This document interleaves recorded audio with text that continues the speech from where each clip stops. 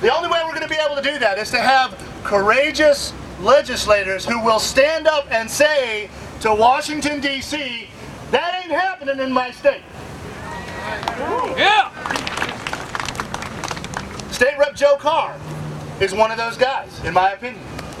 He has a piece of legislation here that will depend on Tennessee's sovereignty and will push back against Washington's tyranny. And he's going to come talk to us about that. Please welcome Tennessee State Representative Joe Carr.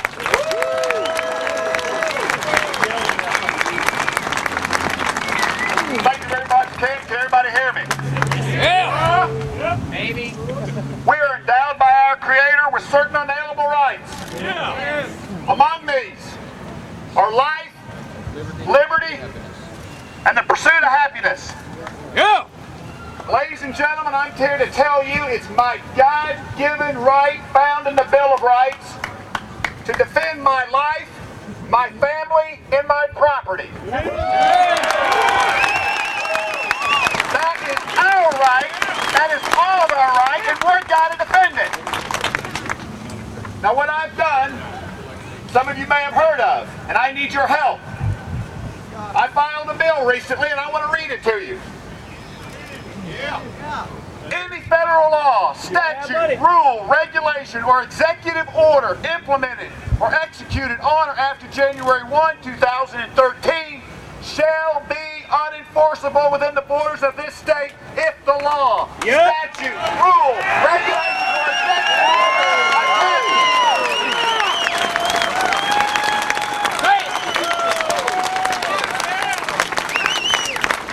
Let's go. Come on. If this law attempts to ban or restrict ownership of a semi-automatic firearm, firearm accessory, or ammunition. B.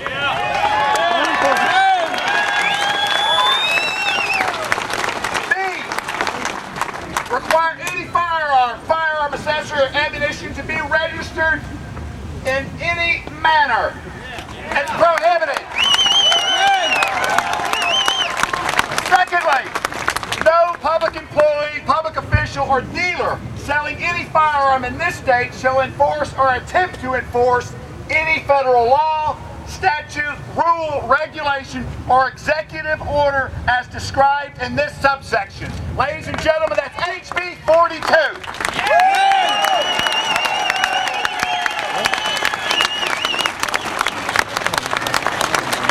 Now let me tell you something. Here's the deal, right here. If they take our Second Amendment away, they're going to take every other amendment in the Bill of Rights. Every single one. Don't kid yourself. The Second Amendment is the protector of the other 9. And an assault on the Second Amendment is an assault on the Bill of Rights and our personal freedoms and our state sovereignty. We have got to draw the line.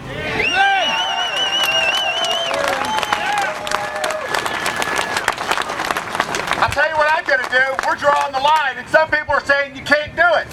You know what? I don't know if we can do it or not. But by God, I'm not going to wait to find out because the people at the Alamo who died didn't think they could do it either. And they did it.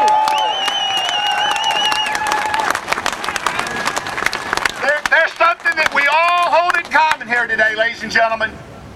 And it's deep within us. It's in our DNA. It's how God made us.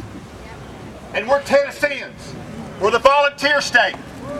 We believe in liberty and freedom and personal responsibility. And if you don't believe your history, why don't you look up Andrew Jackson at the Battle of New Orleans? Or go to Sam Houston or Davy Crockett at the Battle of the Alamo? Why don't you look up the guys in World War I and World War II and the Vietnam War?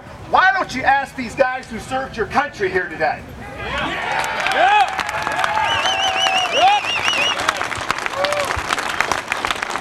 Don't misunderstand me, ladies and gentlemen. Our sovereignty is at stake when we allow the federal government to come and assault the Second Amendment. Today is only a beginning. I want to thank you for being here, but here's what I need you to do. Here's what Senator Ketchman and Representative Sparks and Senator Beavers, here's what we need you to do.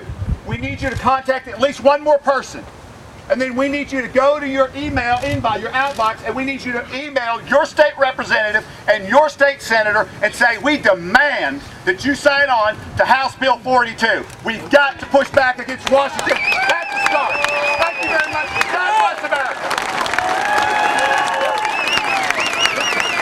Do you think this legislation is going to get a good toehold here in Tennessee?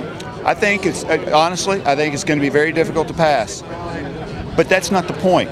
We don't, I've turned the page.